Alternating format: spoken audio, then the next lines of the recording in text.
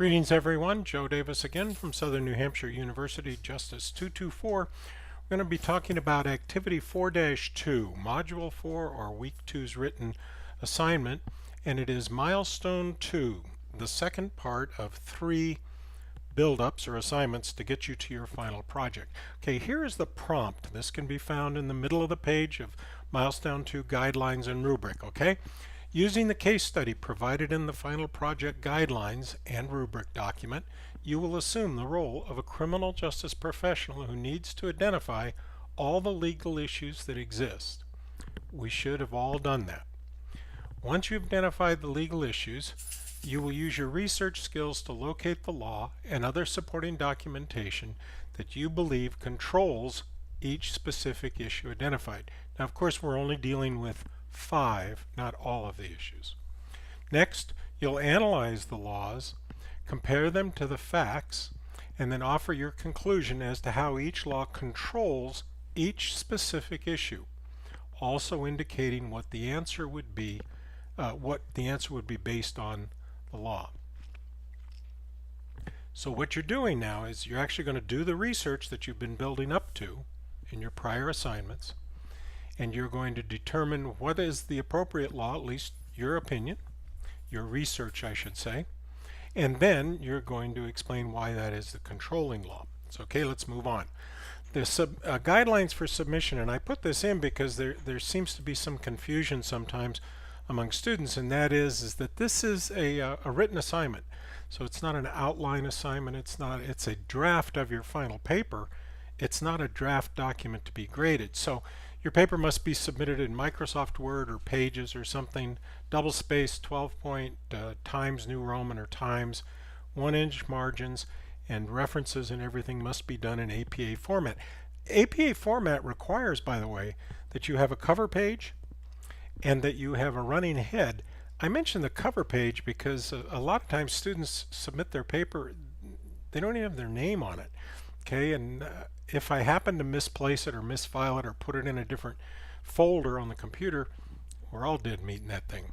Okay, so then any law mentioned, case law, statute, or otherwise, must be cited in accordance with the Blue Book rules of legal citation. Please refer to the Georgetown Law Blue Book Guide, and that is a link, so you can find all this in the assignment and guidelines and rubrics for detailing your methods of citations.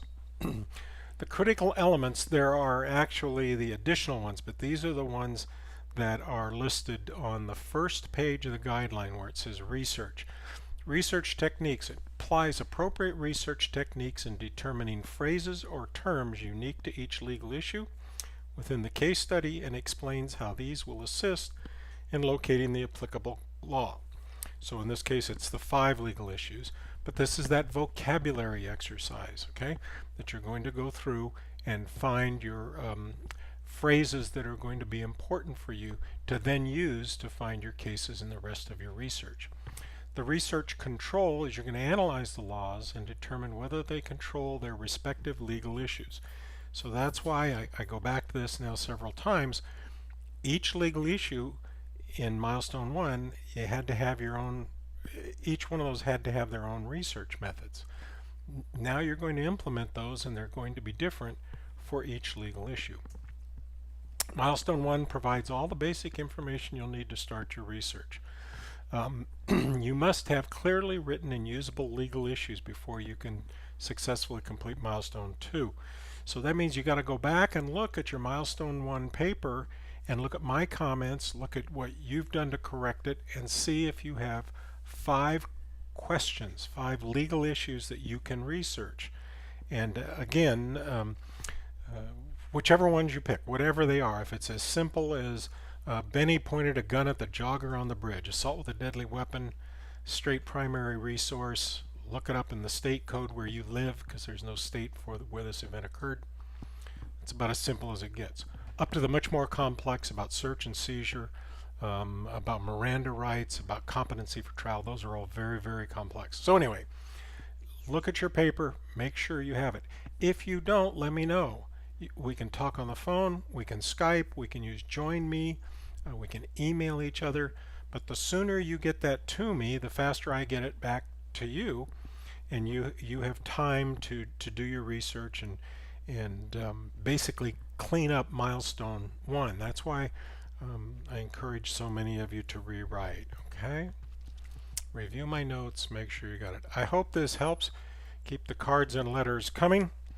If you need me, please, please, please send me an email, put it in the questions in the general discussion so everyone can read it.